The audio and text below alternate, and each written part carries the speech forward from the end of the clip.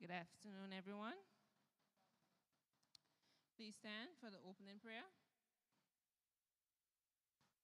Head bowed, eyes closed.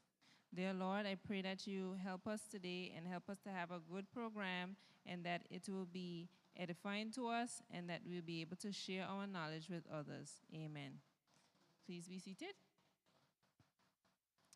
Our scripture reading is taken from Lamentations 3:22. It says, "It is of the Lord's mercy that we are not consumed, because his compassions fail not. They are new every morning. Great is thy faithfulness."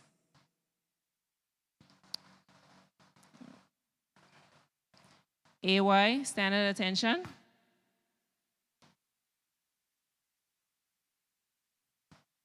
All right, we're going to do our aim, motto, and pledge. Aim, the Advent message to all the world in my generation. Motto, the love of Christ compels me. Pledge, loving the Lord Jesus, I promise to take an active part in the youth ministry of the church, doing what I can to help others and finish the work of the gospel in all the world. Song, Adventist youth are we from every land and sea. Together we pray and work and play in happy harmony. We have a faith to share with others everywhere. A message of love from God above to show the world we care. Adventist youths, Adventist youths, Adventist youths. Stand at ease, you may be seated.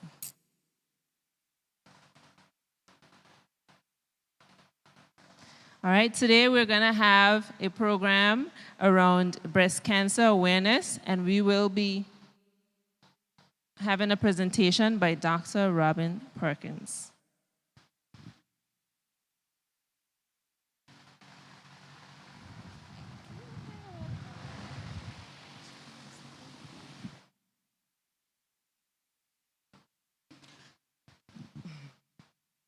Hello. Hello, can you hear me? Good. Good afternoon, everyone. Thank you for having me here today. It's a pleasure to be with you. I hope to make this an interactive session, okay? Lots of engagement. I talk a lot, so I have to try my best to make this short and succinct. I've been told to talk or engage with you about breast cancer awareness, things to be mindful of. It's a month of October, and as you know, in October, we celebrate breast cancer awareness, yes? Okay. I'll try and keep it short, but like I said, interactive, okay? I've been asked also to give you a little breakdown about who I am. So my name is Dr. Robin Perkins. I am a physician. I work currently at the Valley Polyclinic. I have an interest in GP, so general practice, and internal medicine. So you can find me in both of those clinics at the moment. Some people say they've never seen me here before. That may be true. I've only been here about 4 years. Previous to that, I was living in the UK for 16 years. That's where I studied, trained, and worked. That's where I met my husband, Shamari Kentish. I got married. We've been married 10 years. Wednesday has made 10 years, and now we're here raising our 3 children. So thank you for having me today to speak with you, okay? So first I want to open with what is breast cancer, and generally what is cancer. So cancer occurs when there is a cell. Our bodies are made up of cells. Tissues are made up of cells. So you have cells that are in your liver, cells that are in your breast, cells that would be in your kidneys. And what will happen in cancer is one of these cells becomes rogue. It doesn't want to do what the rest are doing, okay?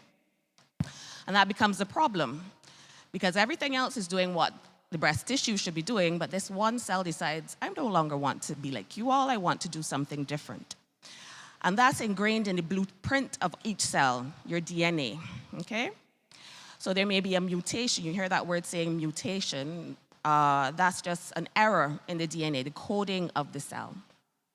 And that error in the DNA causes the cell either to not die when it should die, because like life, We live and we die, and our cells live and they die as well. They're actually programmed to die. But sometimes radiation doesn't allow the cell to die when it should. So it goes on living and dividing and proliferating and becomes an abnormal part of that organ. So in that case, the breast.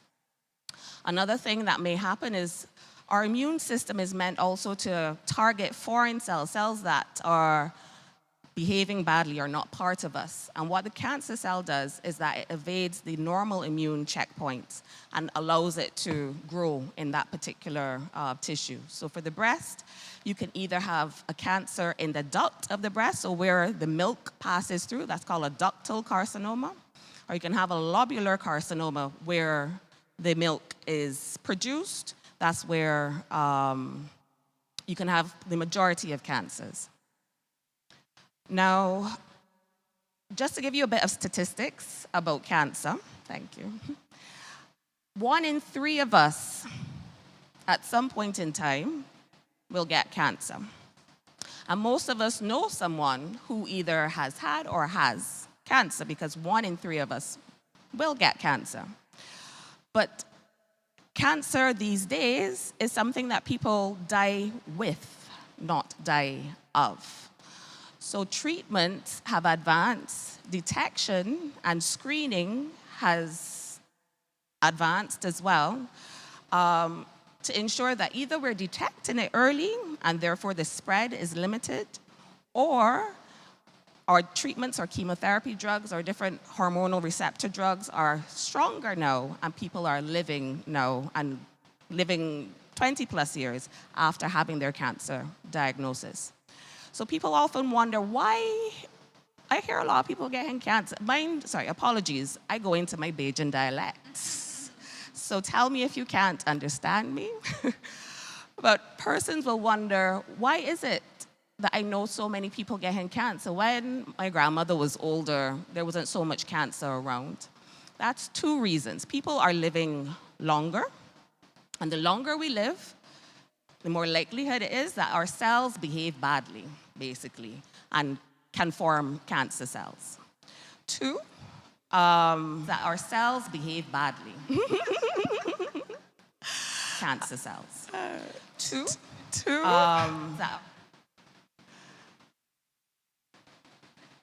okay. So number 2, persons who have cancer live longer, yes, and we screen more often, so we detect it more often. So if you screen more often for something, you're likely to find it more often, and screening is a good thing. So I'm going to go on to talk about screening shortly. Now, I gave you a statistic of 1 in 3 persons will get cancer at some point in time in their life. So that's 1/3 of the population will get some sort of cancer. But specifically speaking about breast cancer now, that incidence, so breast cancer, for example, is the most common cancer among Black Caribbean women, yes? But the survival rates are getting better. In the US, skin cancer tends to be the highest incidence there because they're more Caucasian population, but breast cancer is shortly behind that.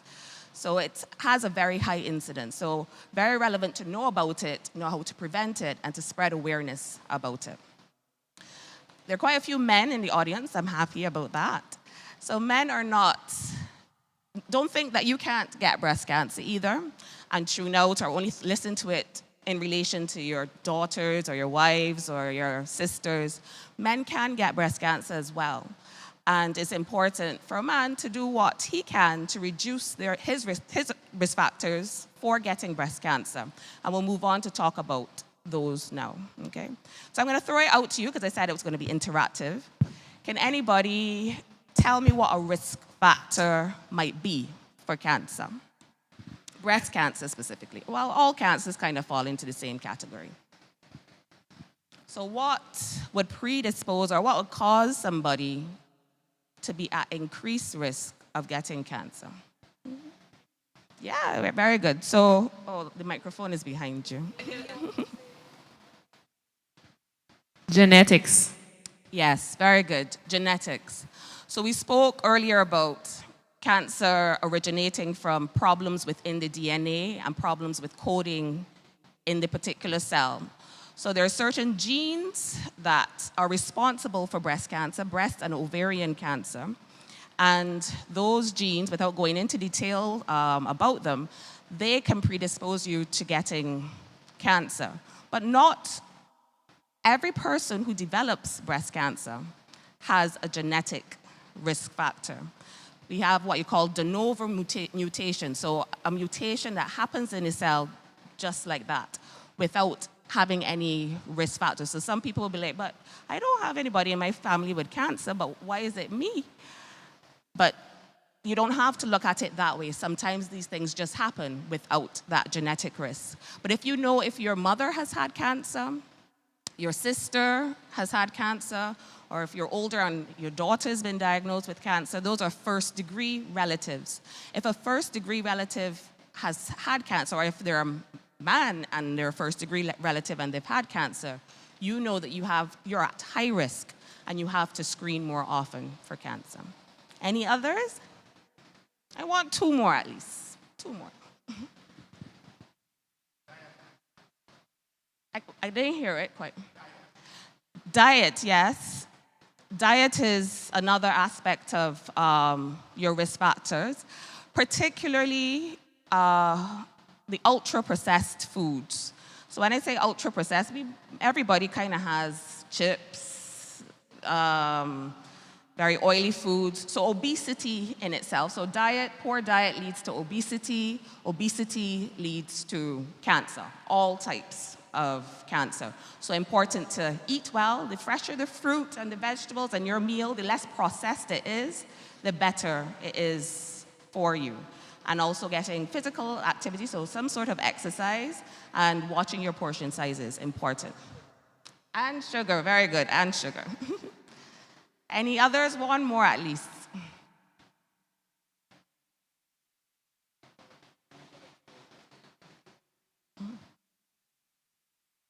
Chemical exposures? Yes, so certain exposure to some chemicals, yes, can cause, well, cancer, maybe not specifically breast cancer, but yes, all certain types of cancers. So exposure to radiation. So somebody, if they've had radiotherapy to a different type of cancer in their body, say to their neck, they're at higher risk of developing a breast cancer. If they've been exposed for whatever reason to radiation from another source, they're at higher risk of developing breast cancer. I also read an article a few months ago that says that, I don't know how strong the evidence is, but hair dye and hair straightener can contribute to an increased risk of breast cancer, particularly in Black persons. So, like I said, the evidence is varied, but there is some there that says that can happen. All right, so I asked you for 3, so I'll give you the rest. You can hear me okay? Okay. So age, we said as we get older, it increased our risk of developing breast cancer. We talked about genetics, so the family history of breast cancer, a first-degree relative, so that is a mother, a sister, a daughter, or if by chance you have a male relative there who has breast cancer, it means that you have to screen more often for breast cancer. If you've had a previous diagnosis of breast cancer, being overweight or obese, particularly after menopause, can increase your chances of breast cancer. If you've had a previous benign breast lump, you need to do your checks more often because that benign lump can transform and become malignant meaning cancer that can spread later in life. If you use alcohol excessively, then that can lead to cancer. And one that I thought y'all might have said, but I guess here it's not that common, smoking can also increase your risk of cancer. So we talked about the risk factors. I want to move on and talk about what you can do to prevent cancer. So, you know, the saying prevention is better than cure. So what can we do to prevent cancer? So of the list that we went through, I want to kind of break it down into those that we can fix and those that we can't fix. So modifiable and non-modifiable risk factors. So things that I can't change. If I'm 50, I'm not. If I'm 50 and over, then I can't change that. I'm older, so my chance of getting breast cancer would be greater. If my mother had breast cancer, I can't change my genetics. I'm born who I am. I can't change that. I just have to do what I need to do to screen and prevent that. If for some reason I have been exposed to radiotherapy, like I said, if I had a thyroid cancer and radiation was happened to be close to my chest, I can't change that. No, that's something in the past. I can't really change that. But what I could do, if I'm in this non-modifiable category, I can screen more regularly. And we will talk about screening. Screening occurs before you detect anything bad. So screening is there to allow you to find that lump before it becomes a serious thing, yes? So going back over here now to talk about what are the modifiable risk factors. So I'm a little chunky, I'm trying to lose some weight. So losing weight, being physically active, important. Watching my diet, like my friend said, sugary foods, trying to avoid that. I'm gonna plug here too. Sugary foods also means not eating 6 mangoes at a time. Yes?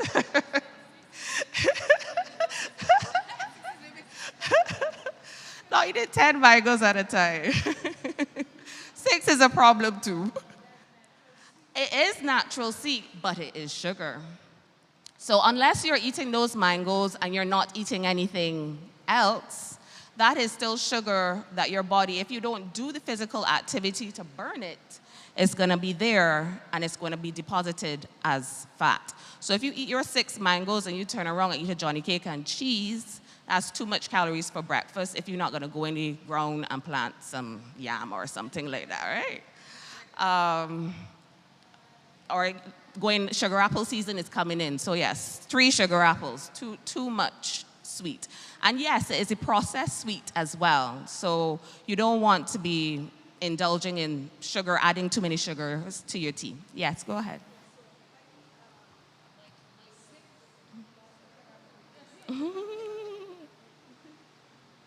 So if I eat 6 mangoes, then I turn around and eat a whack of salad, that should balance it out, right?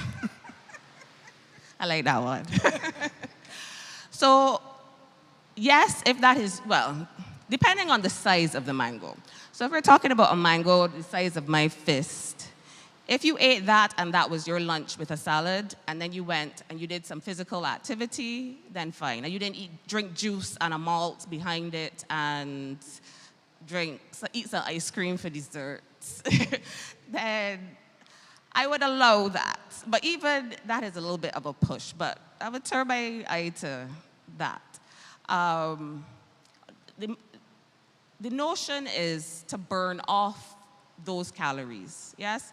And we often don't eat 6 mangoes and then that is it. We normally go and eat something else behind it. So that's why I'm just cautioning, if it is that you eat the 6 mangoes, know that that is your meal because each of those mangoes is about 100 calories, yeah? But I digress. So, the modifiables. So, I talked about calorie intake, weight, getting physical activity. If you smoke, not smoking. If you drink alcohol, reducing your alcohol intake. And breastfeeding. Breastfeeding as well for long periods of time helps reduce your risk of developing breast cancer. So moving on, I said these elements increase our risk, but what we need to do is screen more often, or we need to screen, I should say, to ensure that we're catching it. If it's going to develop, we're going to catch it early. So, yes.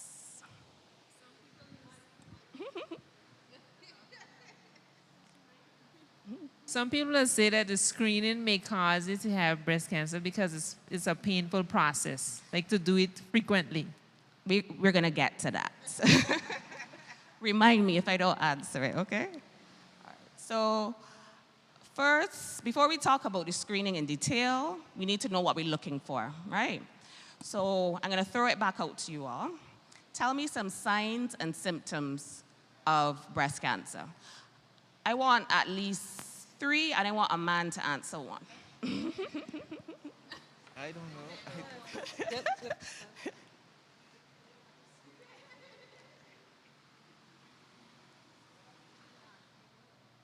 A lump?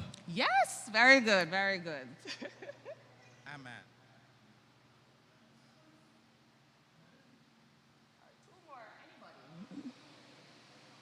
That was my answer.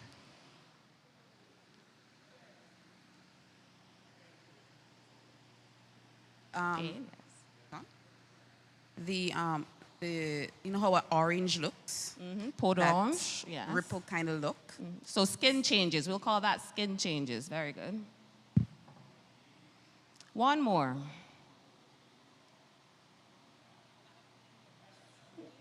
I don't know, the others heard?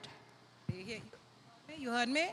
I heard you, Plenty but did the pain others hear? in your breast. Yes, pain in the breast. So I got lump, changes to the skin, something called peau d'orange, and pain in the breast itself. So added to that would be an abnormal discharge from the nipple. So obviously if you're breastfeeding, you're expecting breast milk to come from the breast. But if you're not breastfeeding, you're not expecting anything to come from your breast, okay? Unless you have a problem, and you know that you have a problem in the sense of hyprolactin, that's another story. But if you're seeing discharge from your breast and you know you're not breastfeeding, you need to go to the doctor so that you can be evaluated. If you're seeing blood from your nipple, same thing. That's not supposed to be there. Skin changes. So we talked about like how the outside of an orange looks. If you have dimpling, like how the outside of the orange looks on your breast tissue, that's not normal. You need to go and see your doctor about that. If you see what we call tethering, so the skin is puckered, so it pull in a little bit where it should not be pulled in when you look at your breast normally, then that is a problem as well. Any scaliness to your breast, so if you should know what your normal skin on your breast look like. If you see any scaly dryness on it that has never been there before, you should also go and get checked. Anything else? Let's see. Oh, changes in size of the breast. So have they gotten abnormally bigger? Are they now more painful? That prompts you, or if you have felt a lump that is not there before, that prompts you to go now and see your doctor, not to worry, but to see your doctor to get further, to give a further history and to be examined to see what are the next steps. So I don't want anybody to go away anxious from here today. That's the most important part. And I don't want anybody to feel as though, oh, you know, I go home and examine and I feel something. If you do feel something, best to come to the clinic and we can then talk through the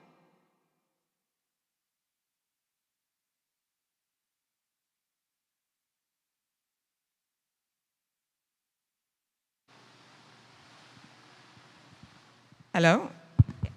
It's working now. Talk through the next steps as to what needs to happen. So, oh, I like this one, it's pink. So don't feel as though you don't have that support, and don't run away and feel like I've given you a lot of information and you can't do anything about it. That's important. All right, so I've talked to you about the signs and the symptoms.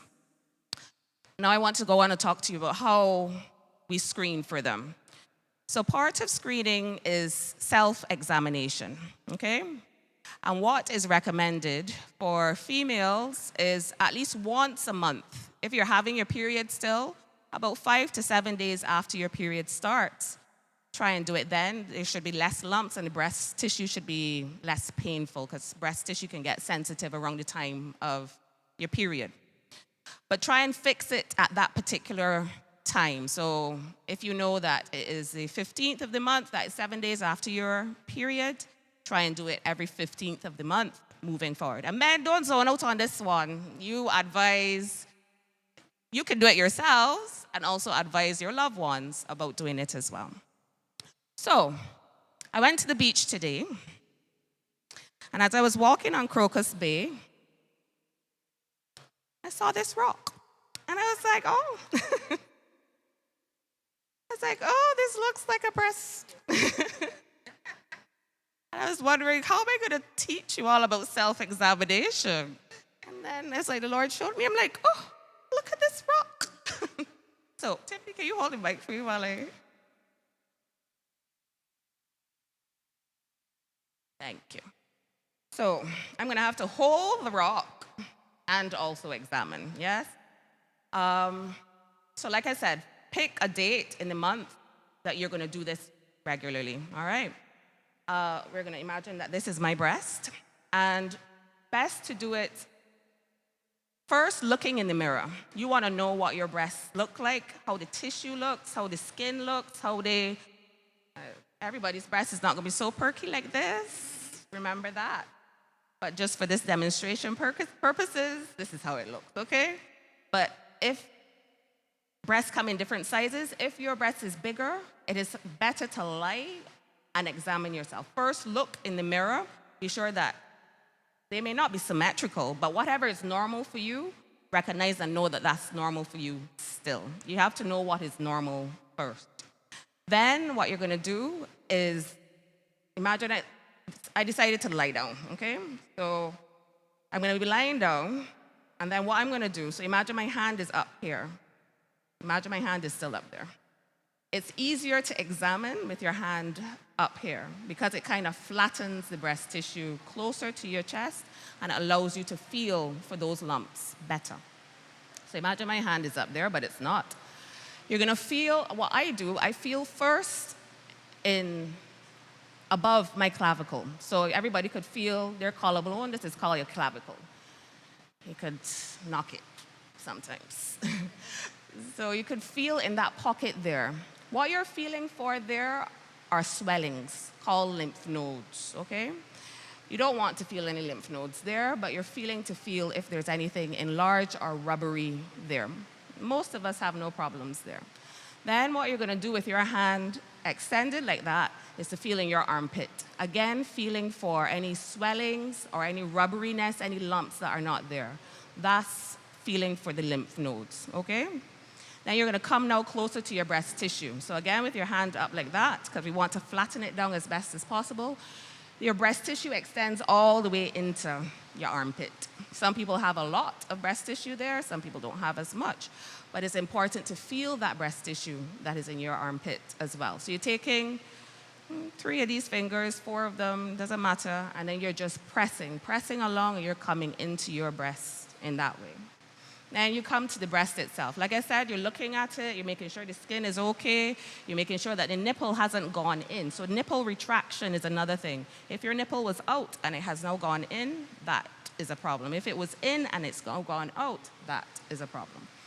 And then what you're going to come and do, once you come to the breast tissue, there are different ways of doing it. You can press around in a circular way around the breast tissue, moving all around, feeling your breast all the way around, feeling and making sure you can't feel any lumps.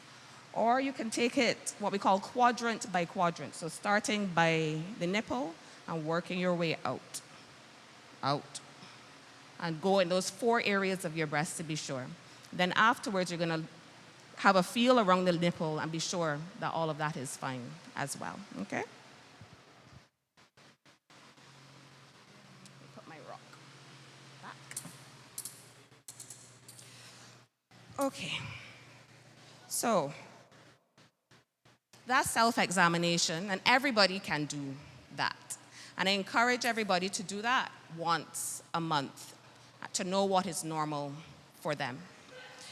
The other types of screening that you were talking about is a mammogram. So we encourage persons to screen from the age of 50 if they're of normal risk. So if you're of higher risk, remember those categories have a family history, have had breast cancer before, it's yearly screening. If you're 50 and above and have had low to normal risk, then it's every 2 years to do a mammogram. And as it relates to the mammogram, I don't know that there is any direct evidence that frequent screening with the mammogram causes cancer. A mammogram is an X-ray of the breast. So yes, it can be uncomfortable and it can be painful, particularly for more dense or bigger breasts, because you're squashing the breast to try and get pictures of the breast tissue. But at the end of the day, it is a necessary evil, so to speak, because it's going to allow us to detect breast cancer more early, or reoccurrence more early. Other ways of screening for breast cancer would include an ultrasound. Oh, I have a question, yes.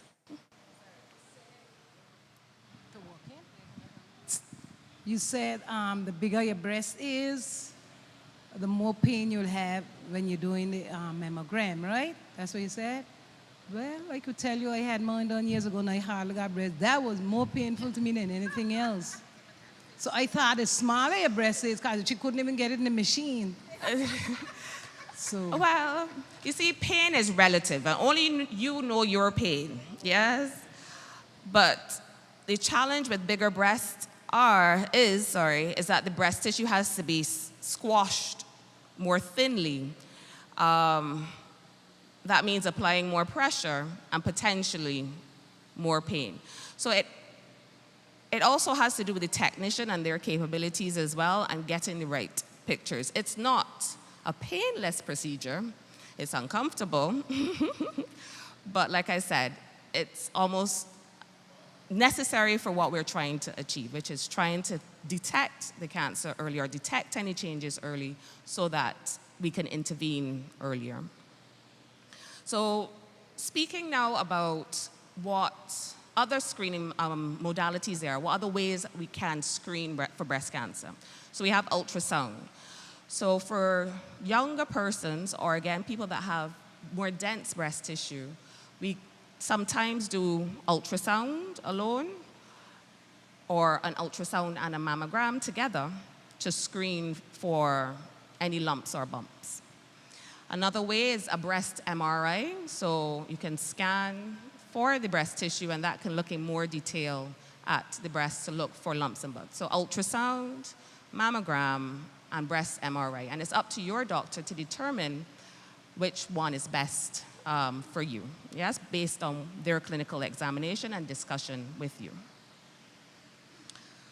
Okay, so because it's painful, a lot of people want to know, man, I don't want any more of these. When can I stop doing my screens?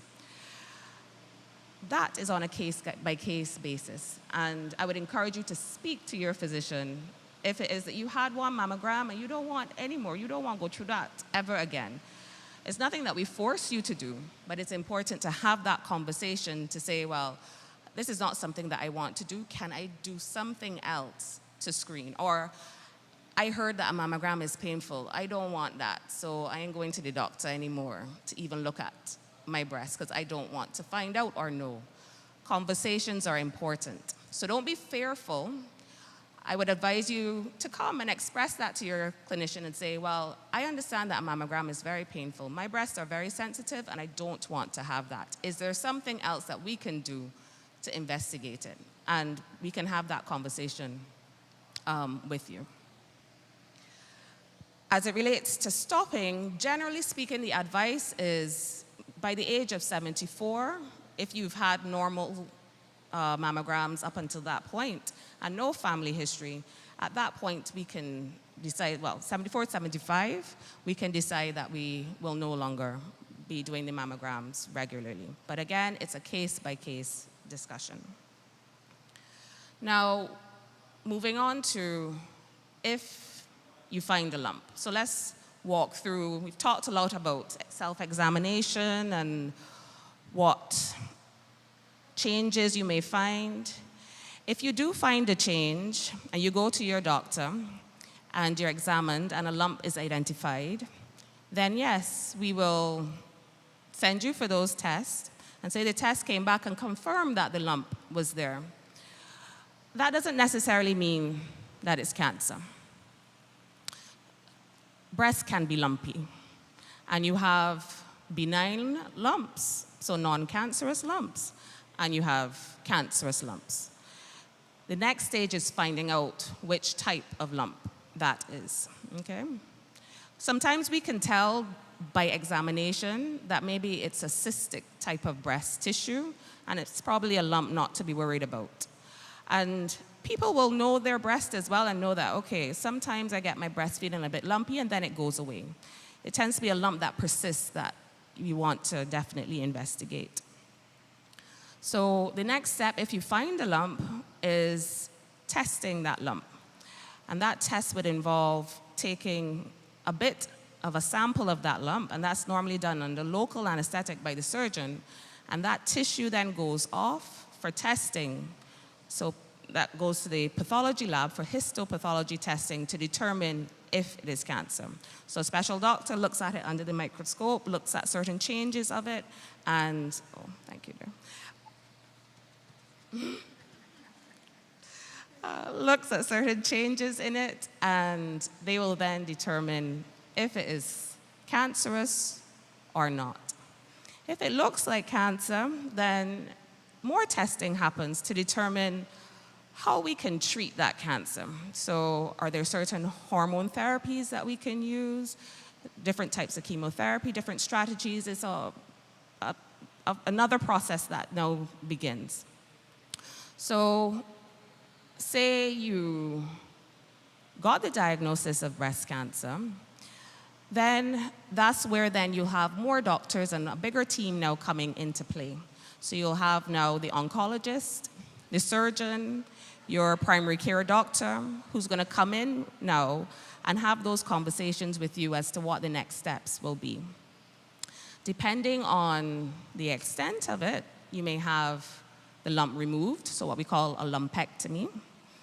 And they may take out some of those lymph nodes that we were examining before, just to see if the cancer has spread into any of them or if it's just confined to that lump. Or you may choose to have a mastectomy, so where the breast tissue is removed totally. It depends on the type of cancer and how extensive it is based on the testing and the examination and the feeling of the opinion of the oncologist, or the cancer doctor, and the surgeon. Any questions so far?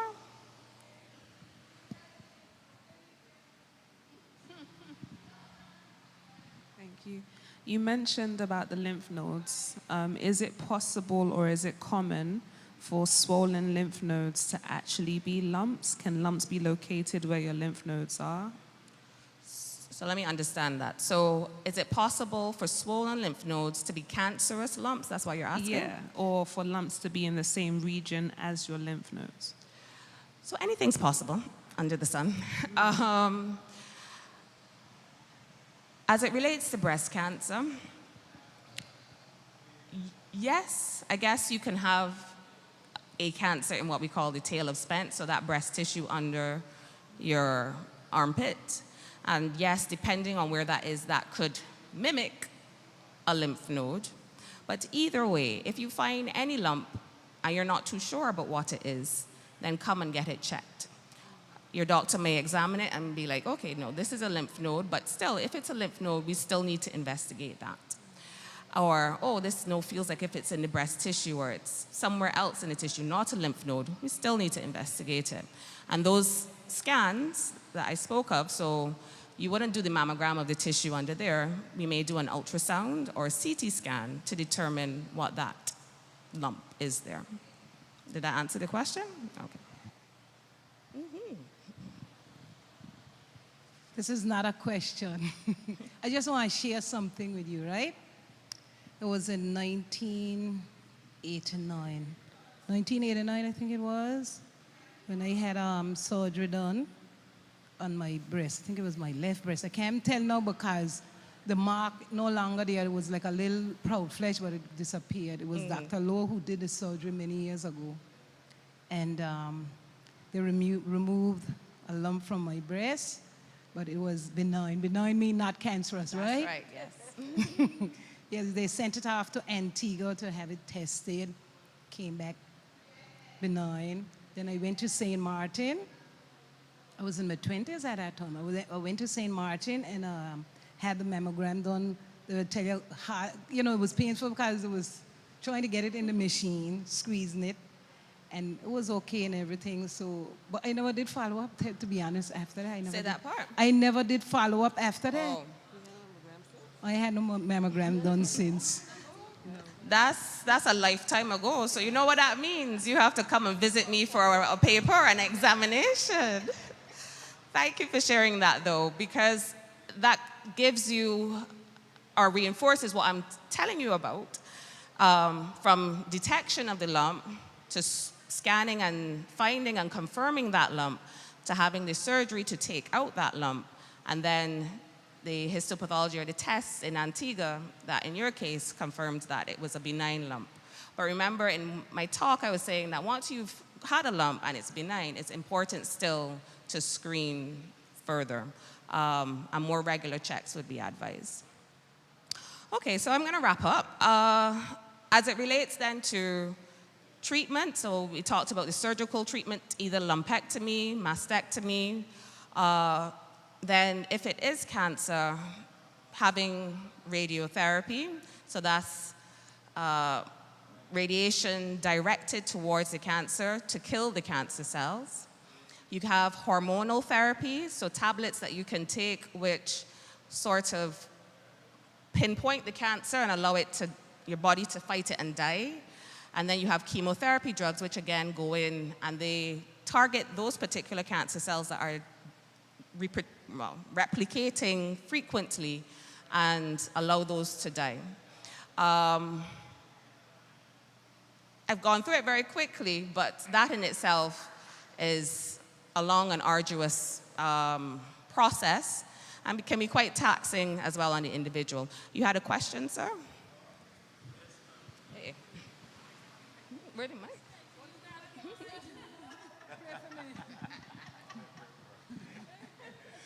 Yes.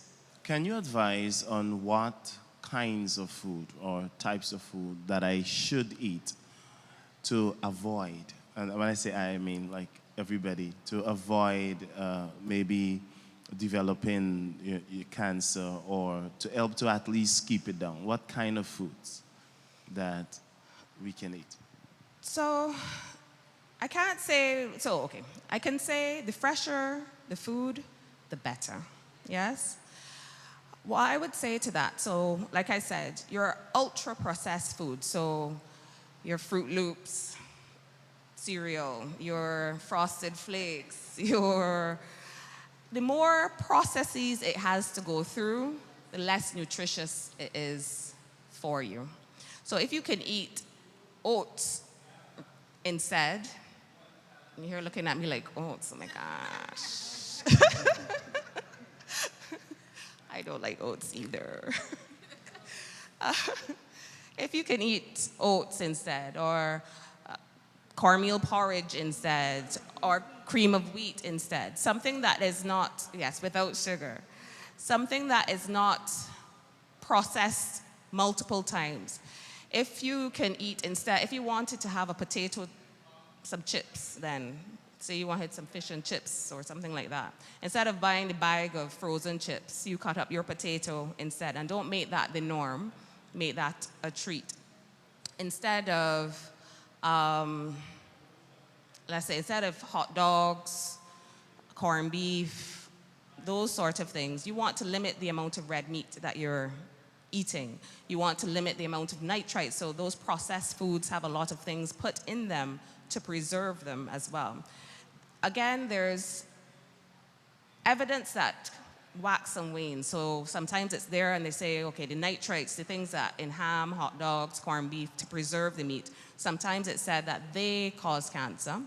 Sometimes then the evidence changes up and then they're like, it doesn't really, there's no evidence to show that it causes cancer. But what is very clear, the more wholesome your food is, the less steps it has to do to get to your table. So your eggplant that you grew in your garden, and you cut it up, saute it in your pan with some olive oil, and you bought some fish from a fisherman down the road. That is healthier for you than eating a hot dog and chips or chicken wings and chips that you don't know how it was processed or where it really came from. So eating more farm to table, less steps in between, that's the best bet. And it may sound hard, but being conscious about it is important. So instead of buying the iceberg lettuce at the supermarket, maybe buy the local lettuce instead, because you know that that will have more nutritional value than something that came from the US 6 weeks ago. Thank you. No problem. Okay, they say, right, that I should eat more local stuff, like vegetables, fruits, them kind of thing.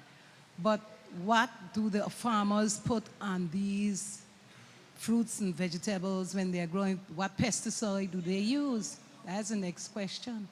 It's true. So, yes, They you have all use it. pesticides.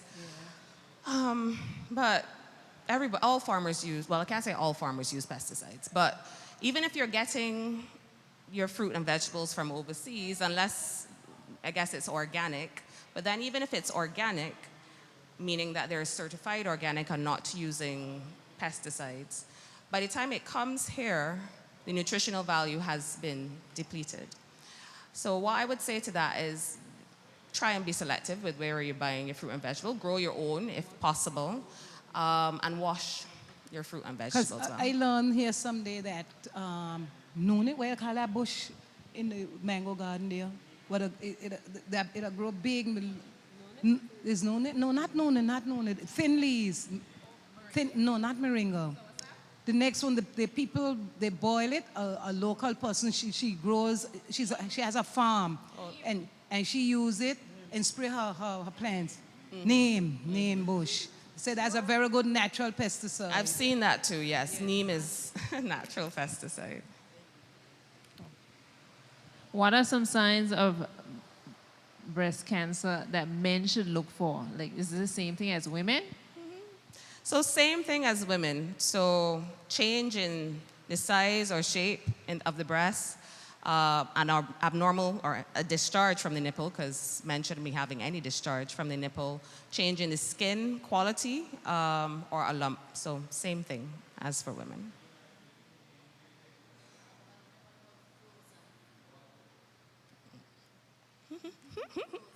Frozen fruit, foods. So frozen, relative to tinned, frozen is good because they say, I don't know what the evidence is, but they say that once it's picked, they then rapidly freeze it, and that locks in more of the nutrition than, say, if it was tinned or shipped in refrigerated containers here. So frozen is not bad, actually. So if you had frozen fruit and veg, and you wanted to use that in your meals preparation, then that can be an option as well. But still, local is best.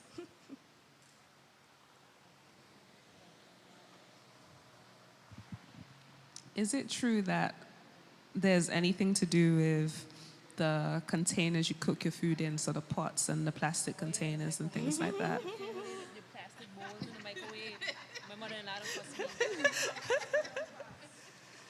So yes, there was some evidence surrounding BPA, a chemical in plastic containers, that if the container was heated, then yes, that could increase the risk of cancer.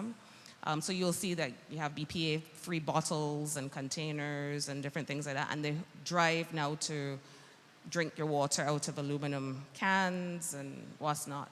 So with regard to BPA, yes, that was an element. The challenge is, as life goes on, we kind of live in a continuum where people discover that these things cause cancer. So we just have to try and do what we can do to prevent it.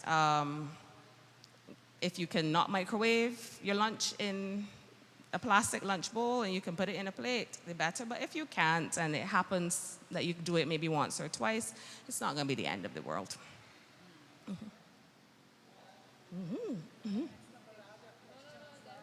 That's good. What about eating barbecue stuff? Do you think that can cause cancer? As there's a lot of smoke going in their meat. So I know in Japan, there was a study done because there was a lot of incidents of stomach cancer in Japan, linking smoked meat and fish to stomach cancer. Smoking the meat is different to barbecuing the meat. Smoking is, you're putting it in a hut, you're exposing it to the smoke from the wood, and it's there for a little while, and that in itself preserves it. The barbecue, now, in the way that we do it here in the Caribbean and in Anguilla, I am not entirely sure. I know sometimes people say, oh, it's carcinogenic, all that charcoal that comes off of the chicken, you're burning the fat. To answer your question truthfully, I don't know. I don't know. I don't think there's any solid evidence to say yay or nay. What I would say is don't char your chicken till it's black, black, black, and then go and eat it. And don't eat it too often. Everything in moderation is the essence of the story. Any other questions? Oh.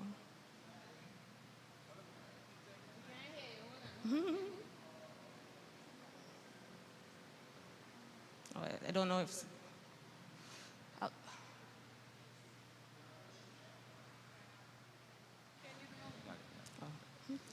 One. It is said that using what we call foil paper, the silver paper. Using what, sorry? The foil paper. Okay. They say that they have discovered that that can contribute to a lot of illness. Because when you heat it, it gives off chemical reaction. And sometimes people reheat things in that paper. You heat it and you use a part of it, and sometimes you heat it up again, on You're and trying on. to conserve. Well, I mean, but I have been hearing that can cause major problems. What sayest thou? So again, follow the manufacturer's guidance because they know what limitations they have. They're going to caution you and kind of say this is a one-use product only for that reason, because they're not looking for you to go and sue them if it's then determined that you developed cancer as a result of that. That's their fallback in the situation. I've not seen any evidence to suggest it. I've heard of it, but I can't say that in my readings that I've come across any papers or documents to say that that is strong evidence to say if you reheat food items in foil paper multiple times or cooking with foil paper, that would be an increased risk. I know of recent times, talc baby powder. So Johnson & Johnson's talc baby powder, there was lots of evidence that suggested that ladies who used Johnson & Johnson baby powder had an increased incidence of ovarian and endometrial cancer. So that I could say there's evidence pointing towards that. So instead of the talc baby powder, you can use cornstarch or preferably none at all. Also, they say be sure not to intake any of the foil, because little pieces have gotten off sometime. Don't eat the foil. And some people, it have happened, they said, and it says that doctors have even found it in people because it does not dissolve unless you pass it. That's correct. out. It's not going to break down. I want to ask about drinking bottled water. I heard increasingly, I know of a girl who developed breast cancer, and she said, well, she was doing something crazy. She said she'll just drink water, and the balance, she just leave it in her vehicle, and then she'll just go away, and then she'll come back and she'll drink it. And, I guess, but I just tell you that, because if you look at increasingly the bottle, the plastic is becoming very thin now. So they'll tell you that they have reduced the amount. So you don't know what is seeping into the bottled water that we are drinking. So they try and discourage persons from leaving the bottles of water in too much heat. Again, the chemical substances of the plastic, you're not too sure what kind of effects that will lead to later down. But if you look at it, we look at it now, modern day, we have bottled water, but let's look at it maybe 100 years ago, we didn't have purified water in the way that we did, and there were more parasites, people had more parasites, worms, died from malnutrition as a result of that. So sometimes it's striking that balance. So we get progress in one aspect, meaning that we have clean water, not water that's giving us germs, parasites, and what's not, but now just consuming that water in a safe way is important as well. Okay, so recently, well, not recently, like I hear. 4 years ago, I saw this label on this plastic bottle that I was going to buy, like one of those spray bottles, and it had this P65 warning. You know what that is? P65 warning. No, okay, it's a small little warning that is say cancer and reproductive harm, and then it has some of the states of California, blah blah blah blah. But it'll be on everything. Like if you just like read the labels, like anything that contains plastic or rubber, that warning is on it. So how serious? I know what you're talking warning? about. So yes, in certain states in the U.S., they put this caution on certain plastic containers to say that there are particular elements contained in that plastic, again, for litigious regions, for legal reasons, so that people don't sue later. So California, that's, litigation law central, people sue a lot. So they put these warnings on so that when you buy the products, you know, okay, I'm taking this risk. I can't sue the company later down. But then that reinforces what we're saying. We don't really know what we're using. Yes, they've identified that, but when we go and we buy the bottles and they don't have on the warnings, what are we exposing ourselves to in the long term? So the important thing is do what we can do to limit those known risk factors. So like I said, not smoking, not drinking, exercising, eating right, not being overweight or obese, screening often, so doing your self-examinations once a month. If you're finding anything, going to your doctor so that we can review you. And if you're 50 and over, presenting to your doctor at least every 2 years if you're of normal risk, or every year if you're of higher risk, to have a mammogram done if you're of that age. Yeah.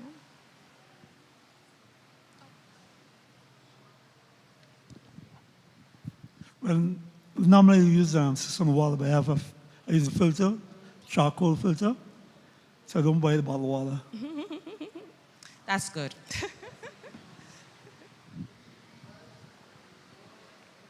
Okay, so I wanted to ask, when people usually get diagnosed with cancer, or when they hear about cancer, the first thing they think of is like they're gonna die. What advice would you give to us for like family members or anyone who would have been diagnosed with cancer, but they're just focusing on the dying part? Okay. So we as humans, we like to err on the negative. That's just how we are. You do an exam, you think about everything that you got wrong, and you think, oh, I failed that exam, I didn't get anything right, and you probably ended up doing well. So it's just human nature to focus on the negative. So from the perspective of advising the person if they have got that cancer diagnosis, like I said, cancer is not what it was 20 years ago, 50 years ago. Early detection is good, and if it has been detected early, there are lots of treatment options that are there. And really it is, what I like to say, one step at a time, sweet Jesus. So it's not about rushing forward and thinking, oh, I'm going to die, this is going to kill me, or I'm going to lose my hair, or I am going to waste away to nothing, I'm going to lose my job, my husband or my spouse is not going to love me anymore. Thinking of that doesn't help the situation. Actually, it probably can harm the situation because higher levels of stress, increased levels of cortisol, and other hormones that can promote cancer growth. So that's why it's important to have that conversation with your physician so that we can discuss what the next steps are going to be, and really not casting your mind to a month down the road, just literally taking it one day at a time. Since we're in church, I like to say the Lord's Prayer says, give us this day our daily bread. It doesn't say give us this day our monthly or yearly or provide us for next year. It is just to get by today. So really and truly, it is that grace to get by in that moment, in that day. And like I said, having that support network. So if you're spiritual, your church members, your physicians, friends, and family who can be there for you to help you go through that as well. And then as it relates to if you know someone who has cancer and how you can be there for that person, everybody is different, and not everybody wants the same thing from an individual. But making yourself available is important. I think the first thing for us, you might get anxious, you might not know what to say, you might feel like I don't want to say the wrong thing and just hide away. But if you're close to that person, that's probably not the best thing to do at that point. Just letting them know that you're there for them is important. And then when they're going through the challenges with surgery and chemotherapy, actually helping them, not being just there in word, but in physical help as well. So you want me to go shopping for you? You want me to cook something for you? Let's go for, if you feel able, let's go for a little walk on the beach. Being that level of support as well is important. Oh, yes.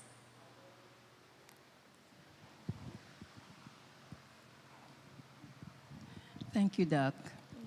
I think if I look around, I'm the oldest here. I'm 74. Oh. And I'm happy that you released my mind that I'm free of cancer.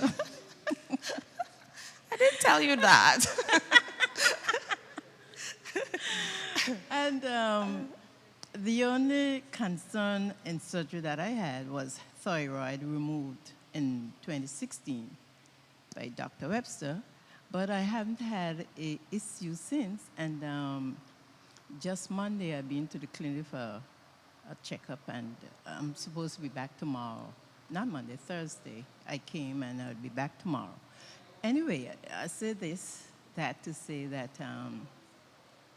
some people say is that thyroid, after you remove it, it comes back and it can be cancerous. So I don't even go there. I just live with it, one tablet per day and live by that. I understand. So some people have that notion of, you know, I'm feeling good, I don't want to know what's going on. And to each their own. But I wouldn't necessarily encourage that notion of thinking, particularly if you're younger. I don't encourage it when you're older either, because if there's anything that is going to go wrong, it's better to catch it early than just be like, oh, I'm fine, nothing's wrong with me. I don't have to worry, I feel good. And if you feel good, it's likely that you are good. But doing your checks is very important, because some of these things, this is why we advocate screening, because some of these things, when they present and you actually start to feel unwell, or you find that it's a big lump, or that you're losing weight, or that you're having bloody discharge from the nipple, it's too late to do anything. And it's a worse position to be in when if you happen to be in that position. I see it. I've been a doctor for almost 13 years now. You see it where people are like, I wish I had. And nobody wants to be in that position. Knowing, worse yet, if you know, well, if I had done it earlier, maybe I wouldn't have to go through all of this. That's why I do what I do, so that you're aware of it and you can screen earlier. And that doesn't just pertain to cancer. We're talking about cancer because it's breast cancer awareness, but it pertains to diabetes, it pertains to hypertension, things that are a lot more common in the society today than breast cancer. You don't want to wait until you're getting symptoms of it. Well, first of all, hypertension is a silent killer, so you may not ever get any symptoms until you have a stroke or a heart attack or have kidney failure. So that's why it's important to go to the doctor and get your checks, get your blood pressure read, do at least yearly blood tests, particularly if you have a family history or you're older.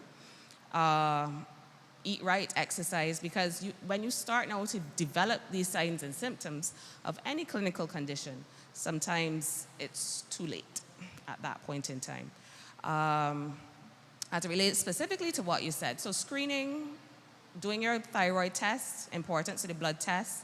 You can also feel your neck to feel if you feel any lumps or bumps.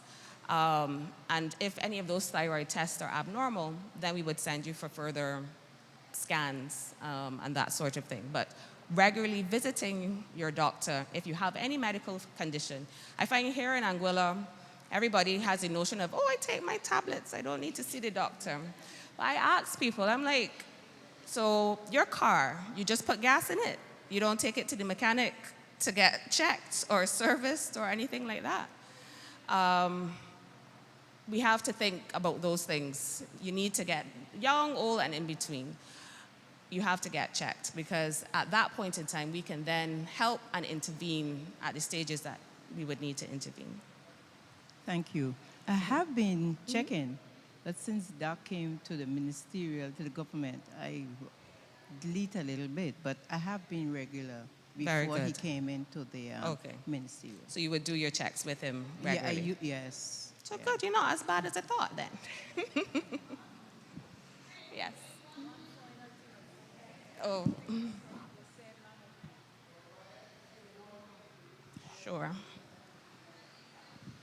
For someone with breast cancer or cancer on a whole, should they eliminate animal products completely from their diet? Red meat especially. So I know, yes, some persons who have had cancer before, they modify their diets quite a lot to become more vegan-based. Again, meats nowadays, that's why I stress on eating more local, eating what you grow, because meats nowadays have a lot of hormones added to them to stimulate growth, a lot of antibiotics as well to prevent disease, and you will find that persons who have had cancer will shy away from commercially grown meats for that reason, because particularly hormones may stimulate cancer growth. Too much sugar as well can do that. Again, the evidence is not hard and fast and definitely there, but you will find persons who have had cancer and are survivors have modified their diet in that way to ensure that they're living better and hopefully cancer-free for longer. And it should be something that we all as people should adopt, being more mindful and probably not indulging in the chicken every day, having at least one meat-free day a week. That could be beneficial as well. Any more questions? All right, thank you very much, everyone.